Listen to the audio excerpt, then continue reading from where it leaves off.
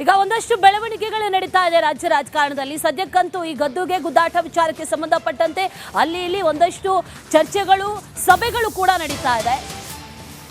CM ಗದ್ದುಗೆ ಜಟಾಪಟಿಗೆ Sunday climax. ಆದ್ರೆ ಅದಕ್ಕೂ ಮುನ್ನ ನಡೀತಾ ಇರುವಂತಹ ಬೆಳವಣಿಗೆಗಳು ಸಾಕಷ್ಟು ಕುತೂಹಲಕ್ಕೆ ಕಾರಣ ಆಗ್ತಾ ಇದೆ. ಮುನಿಯಪ್ಪ ಮನೆಯಲ್ಲಿ ಒಂದು ಹೈ ವೋಲ್ಟೇಜ್ ಸಭೆ, ಸಿದ್ದರಾಮಯ್ಯ ಪರ ಆಪ್ತರ ಉಪಹಾರ ಕೂಟ. ನಿನ್ನೆನೂ ಕೂಡ ಬ್ರೇಕ್ಫಾಸ್ಟ್ ಮೀಟಿಂಗ್ ಮಾಡಿದ್ರು, ಮೊನ್ನೆನೂ ಕೂಡ ನಡೀತು, ಇವತ್ತು ಕೂಡ ಒಂದು ಉಪಹಾರ ಕೂಟ ಆಯೋಜನೆ ಆಗಿದೆ. ಸಿದ್ದರಾಮಯ್ಯ ಆಪ್ತರು ಇದರಲ್ಲಿ ಸೇರಿದ್ದಾರೆ. ಮುನಿಯಪ್ಪ ಮನೆಯಲ್ಲಿ ಹೈ ವೋಲ್ಟೇಜ್ ಸಭೆ ನಡೆದಿದೆ. ಸಿಎಂ ಆಗಿ ಸಿದ್ದರಾಮಯ್ಯನವರನ್ನೇ ಮುಂದುವರಿಸಬೇಕು ಅನ್ನುವಂತಹ ನಿಟ್ಟಿನಲ್ಲಿ ಒಂದಷ್ಟು ಮಾತುಕತೆಗಳಲ್ಲಿ ನಡೆದಿದೆ.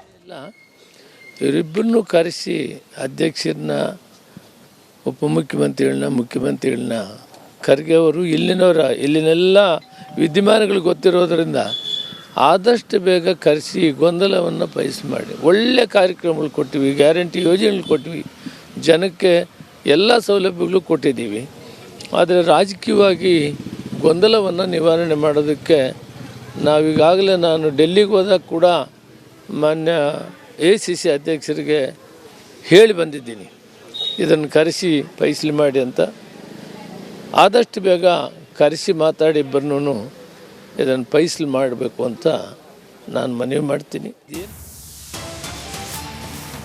ಕೂಡಲೇ ಸಿಎಂ DCMನ ಕರೆಸಿ ಗೊಂದಲವನ್ನ ಬಗೆಹರಿಸಿ ಅಂದಿದ್ದಾರೆ. ಹೈಕಮಾಂಡ್ಗೆ ಕೂಡ ಇದನ್ನೇ ಹೇಳಿದ್ದೇನೆ.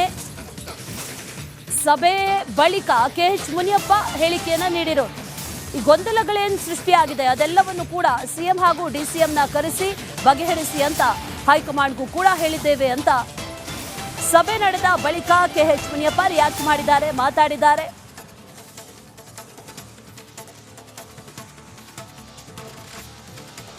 ಹೈಕಮಾಂಡ್ ಅವರು ಕರೆಸಿ ಹೇಳಿದರೆ ನಾವು ಹೇಳ್ತೀವಿ, ಸೂಕ್ತವಾಗಿ ಹೇಳ್ತೀವಿ. ಈ ಸಂದರ್ಭಕ್ಕೆ ಹೇಗಿರಬೇಕು, ಏನಿರಬೇಕು, ಮತ್ತು 2028ಕ್ಕೆ ಸರ್ಕಾರ ಬರಬೇಕಾದ್ರೆ ನಮ್ಮ ಕಾರ್ಯಕ್ರಮಗಳು ಹೇಗಿರಬೇಕು ಅನ್ನೋದನ್ನು ಕೂಡ ನಾನು ಅಲ್ಲಿ 30 ವರ್ಷ ಕೆಲಸ ಮಾಡಿದ್ದೀನಿ, ನನ್ನದೇ ಆದ ಅನುಭವ ಇದೆ. ನಾನು ಅವ್ರಿಗೆ ಹೇಳ್ತೀನಿ ಹೀಗೆ ಮಾಡಬೇಕು. ಹೈಕಮಾಂಡ್ ಅವರು ಕರೆಸಿ ಹೇಳಿದರೆ ನಾವು ಹೇಳ್ತೀವಿ, ಸೂಕ್ತವಾಗಿ ಹೇಳ್ತೀವಿ. ಈ ಸಂದರ್ಭಕ್ಕೆ ಹೇಗಿರಬೇಕು, ಏನಿರಬೇಕು, ಮತ್ತು 2028 ಬಿಜೆಪಿಯನ್ನ ವಿರೋಧಿಸಿದ ಕಾಂಗ್ರೆಸ್ಸೇತರರಿಂದ ಅಧಿಕಾರ. ಕಾಂಗ್ರೆಸ್ಗೆ ಸಿವಿಕ್ ಸೊಸೈಟಿಗಳ ಕೊಡುಗೆ ಅಪಾರ ಅಂದಿದ್ದಾರೆ. ಬೆಂಗಳೂರಿನಲ್ಲಿ MLC BK ಹರಿಪ್ರಸಾದ್ ನೀಡಿರುವಂತಹ ಸ್ಟೇಟ್ಮೆಂಟ್ ಇದು. ಪಟ್ಟದ ಫೈಟ್ಗೆ ಹೈಕಮಾಂಡ್ ಬ್ರೇಕ್ ಹಾಕಬೇಕು. ಸಿಎಂ ಹಾಗೂ DCMನ ಕರೆದು ಗೊಂದಲಗಳು ಏನೇ ಇದ್ರೂ ಕೂಡ ಆ ಗೊಂದಲವನ್ನ ಬಗೆಹರಿಸಬೇಕು ಅಂತ ಹೇಳಿದ್ದಾರೆ.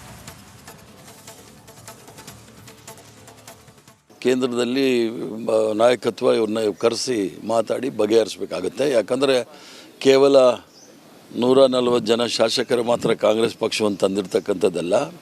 ಹೋದ ಬಾರಿ ಭಾರತೀಯ ಜನತಾ ಪಾರ್ಟಿ, ನರೇಂದ್ರ ಮೋದಿ, ಅಮಿತ್ ಶಾ, RSS ವಿರುದ್ಧ ಎಲ್ಲ ಸಿವಿಲ್ ಸೊಸೈಟಿಯವರು ಮತ್ತು ಕಾಂಗ್ರೆಸ್ಸೇತರ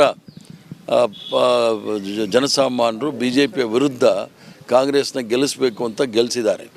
ಅವ್ರಿಗೆ ನೋವಾಗದ ರೀತಿಯಲ್ಲಿ ನಾವು ನಡ್ಕೊಳ್ಬೇಕಾಗುತ್ತೆ. ಕೇವಲ ನಾವೇ ಗೆಲ್ಲಿಸ್ಬಿಟ್ಟಿದ್ದೀವಿ ಅನ್ನೋದು ಸುಳ್ಳು. ಆದ್ದರಿಂದ ಏನು ಮುನಿಯಪ್ಪನವ್ರು ಹೇಳಿದ್ರು, ಆದಷ್ಟು ಬೇಗ ಕೇಂದ್ರ ನಾಯಕತ್ವ, ಅದರಲ್ಲೂ ಸಹ ಈಗ ಕರ್ನಾಟಕದವರೇ ಆದ ಶ್ರೀಮಾನ್ ಮಲ್ಲಿಕಾರ್ಜುನ್ ಖರ್ಗೆ ಅವರು ಕಾಂಗ್ರೆಸ್ ಅಧ್ಯಕ್ಷರಿದ್ದಾರೆ. 3 ಜನ ಆದಷ್ಟು ಬೇಗ ಕೂತು ಇದನ್ನು ಬಗೆಹರಿಸೋದು ಭಾಳ ಉತ್ತಮ ಅಂತ ಹೇಳಿ ಏನು ಮುನಿಯಪ್ಪನವ್ರು ಸಲಹೆ ಕೊಟ್ಟಿದ್ದಾರೆ, ಅದಕ್ಕೆ ನಾನು ಸಹ ಸಹಮತ ಇದೆ. ಕೇಂದ್ರದಲ್ಲಿ ನಾಯಕತ್ವ ಇವ್ರನ್ನ ಕರೆಸಿ ಮಾತಾಡಿ ಬಗೆಹರಿಸಬೇಕಾಗುತ್ತೆ. ಯಾಕಂದರೆ ಕೇವಲ 140 ಜನ ಶಾಸಕರು ಮಾತ್ರ ಕಾಂಗ್ರೆಸ್ ಪಕ್ಷವನ್ನು ತಂದಿರತಕ್ಕಂಥದ್ದಲ್ಲ. ಹೋದ ಬಾರಿ ಭಾರತೀಯ ಜನತಾ ಪಾರ್ಟಿ, ನರೇಂದ್ರ ಮೋದಿ, ಅಮಿತ್ ಶಾ. ಈಗ ಒಂದಷ್ಟು ಬೆಳವಣಿಗೆಗಳು ನಡೀತಾ ಇದೆ ರಾಜ್ಯ ರಾಜಕಾರಣದಲ್ಲಿ. ಸದ್ಯಕ್ಕಂತೂ ಈ ಗದ್ದುಗೆ ಗುದ್ದಾಟ ವಿಚಾರಕ್ಕೆ ಸಂಬಂಧಪಟ್ಟಂತೆ ಅಲ್ಲಿ ಇಲ್ಲಿ ಒಂದಷ್ಟು ಚರ್ಚೆಗಳು, ಸಭೆಗಳು ಕೂಡ ನಡೀತಾ ಇದೆ. ಸಿಎಂ ಗದ್ದುಗೆ ಜಟಾಪಟಿಗೆ ಸಂಡೇ ಕ್ಲೈಮ್ಯಾಕ್ಸ್.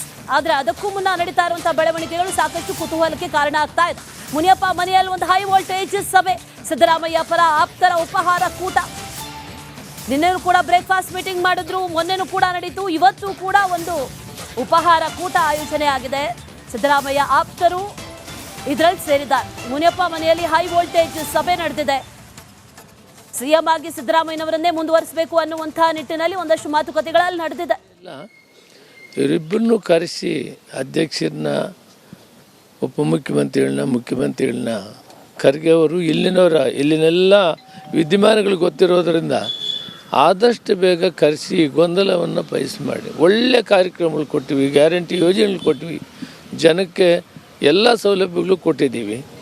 ಆದರೆ ರಾಜಕೀಯವಾಗಿ ಗೊಂದಲವನ್ನು ನಿವಾರಣೆ ಮಾಡೋದಕ್ಕೆ ನಾವೀಗಾಗಲೇ ನಾನು ಡೆಲ್ಲಿಗೆ ಹೋದಾಗ ಕೂಡ ಮಾನ್ಯ ACC ಅಧ್ಯಕ್ಷರಿಗೆ ಹೇಳಿ ಬಂದಿದ್ದೀನಿ, ಇದನ್ನು ಕರೆಸಿ ಫೈಸಲಿ ಮಾಡಿ ಅಂತ.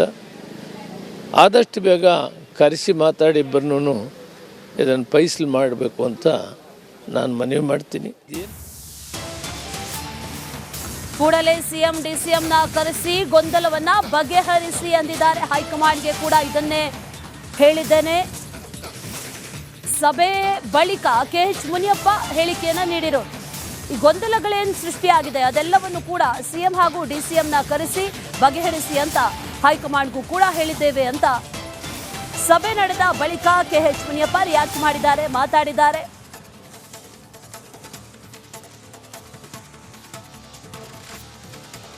ಹೈಕಮಾಂಡ್ ಅವರು ಕರೆಸಿ ಹೇಳಿದರೆ ನಾವು ಹೇಳ್ತೀವಿ, ಸೂಕ್ತವಾಗಿ ಹೇಳ್ತೀವಿ. ಈ ಸಂದರ್ಭಕ್ಕೆ ಹೇಗಿರಬೇಕು, ಏನಿರಬೇಕು. ಮತ್ತು 2028ಕ್ಕೆ ಸರ್ಕಾರ ಬರಬೇಕಾದ್ರೆ ನಮ್ಮ ಕಾರ್ಯಕ್ರಮಗಳು ಹೇಗಿರಬೇಕು ಅನ್ನೋದನ್ನು ಕೂಡ ನಾನು ಅಲ್ಲಿ 30 ವರ್ಷ ಕೆಲಸ ಮಾಡಿದ್ದೀನಿ, ನನ್ನದೇ ಆದ ಅನುಭವ ಇದೆ. ನಾನು ಅವ್ರಿಗೆ ಹೇಳ್ತೀನಿ ಹೀಗೆ ಮಾಡಬೇಕು. ಹೈಕಮಾಂಡ್ ಅವರು ಕರೆಸಿ ಹೇಳಿದರೆ ನಾವು ಹೇಳ್ತೀವಿ, ಸೂಕ್ತವಾಗಿ ಹೇಳ್ತೀವಿ. ಈ ಸಂದರ್ಭಕ್ಕೆ ಹೇಗಿರಬೇಕು, ಏನಿರಬೇಕು. ಮತ್ತು 2028 ಬಿಜೆಪಿಯನ್ನ ವಿರೋಧಿಸಿದ ಕಾಂಗ್ರೆಸ್ಸೇತರರಿಂದ ಅಧಿಕಾರ, ಕಾಂಗ್ರೆಸ್ಗೆ ಸಿವಿಕ್ ಸೊಸೈಟಿಗಳ ಕೊಡುಗೆ ಅಪಾರ ಅಂದಿದ್ದಾರೆ. ಬೆಂಗಳೂರಿನಲ್ಲಿ MLC BK ಹರಿಪ್ರಸಾದ್ ನೀಡಿರುವಂತಹ ಸ್ಟೇಟ್ಮೆಂಟ್ ಇದು. ಪಟ್ಟದ ಫೈಟ್ಗೆ ಹೈಕಮಾಂಡ್ ಬ್ರೇಕ್ ಹಾಕಬೇಕು, ಸಿಎಂ ಹಾಗೂ DCMನ ಕರೆದು ಗೊಂದಲಗಳು ಏನೇ ಇದ್ರೂ ಕೂಡ ಆ ಗೊಂದಲವನ್ನ ಬಗೆಹರಿಸಬೇಕು ಅಂತ ಹೇಳಿದ್ದಾರೆ. ಕೇಂದ್ರದಲ್ಲಿ ನಾಯಕತ್ವ ಇವ್ರನ್ನ ಕರೆಸಿ ಮಾತಾಡಿ ಬಗೆಹರಿಸಬೇಕಾಗುತ್ತೆ. ಯಾಕಂದರೆ ಕೇವಲ 140 ಜನ ಶಾಸಕರು ಮಾತ್ರ ಕಾಂಗ್ರೆಸ್ ಪಕ್ಷವನ್ನು ತಂದಿರತಕ್ಕಂಥದ್ದಲ್ಲ. ಹೋದ ಬಾರಿ ಭಾರತೀಯ ಜನತಾ ಪಾರ್ಟಿ, ನರೇಂದ್ರ ಮೋದಿ, ಅಮಿತ್ ಶಾ, RSS ವಿರುದ್ಧ ಎಲ್ಲ ಸಿವಿಲ್ ಸೊಸೈಟಿಯವರು ಮತ್ತು ಕಾಂಗ್ರೆಸ್ಸೇತರ ಜನಸಾಮಾನ್ಯರು BJPಯ ವಿರುದ್ಧ ಕಾಂಗ್ರೆಸ್ನ ಗೆಲ್ಲಿಸಬೇಕು ಅಂತ ಗೆಲ್ಲಿಸಿದ್ದಾರೆ. ಅವ್ರಿಗೆ ನೋವಾಗದ ರೀತಿಯಲ್ಲಿ ನಾವು ನಡ್ಕೊಳ್ಬೇಕಾಗುತ್ತೆ. ಕೇವಲ ನಾವೇ ಗೆಲ್ಲಿಸ್ಬಿಟ್ಟಿದ್ದೀವಿ ಅನ್ನೋದು ಸುಳ್ಳು. ಆದ್ದರಿಂದ ಏನು ಮುನಿಯಪ್ಪನವ್ರು ಹೇಳಿದ್ರು, ಆದಷ್ಟು ಬೇಗ ಕೇಂದ್ರ ನಾಯಕತ್ವ, ಅದರಲ್ಲೂ ಸಹ ಈಗ ಕರ್ನಾಟಕದವರೇ ಆದ ಶ್ರೀಮಾನ್ ಮಲ್ಲಿಕಾರ್ಜುನ್ ಖರ್ಗೆ ಅವರು ಕಾಂಗ್ರೆಸ್ ಅಧ್ಯಕ್ಷರಿದ್ದಾರೆ. 3 ಜನ ಆದಷ್ಟು ಬೇಗ ಕೂತು ಇದನ್ನು ಬಗೆಹರಿಸೋದು ಭಾಳ ಉತ್ತಮ ಅಂತ ಹೇಳಿ ಏನು ಮುನಿಯಪ್ಪನವ್ರು ಸಲಹೆ ಕೊಟ್ಟಿದ್ದಾರೆ, ಅದಕ್ಕೆ ನಾನು ಸಹ ಸಹಮತ ಇದೆ. ಕೇಂದ್ರದಲ್ಲಿ ನಾಯಕತ್ವ ಇವ್ರನ್ನ ಕರೆಸಿ ಮಾತಾಡಿ ಬಗೆಹರಿಸಬೇಕಾಗುತ್ತೆ. ಯಾಕಂದರೆ ಕೇವಲ 140 ಜನ ಶಾಸಕರು ಮಾತ್ರ ಕಾಂಗ್ರೆಸ್ ಪಕ್ಷವನ್ನು ತಂದಿರತಕ್ಕಂಥದ್ದಲ್ಲ. ಹೋದ ಬಾರಿ ಭಾರತೀಯ ಜನತಾ ಪಾರ್ಟಿ, ನರೇಂದ್ರ ಮೋದಿ, ಅಮಿತ್ ಶಾ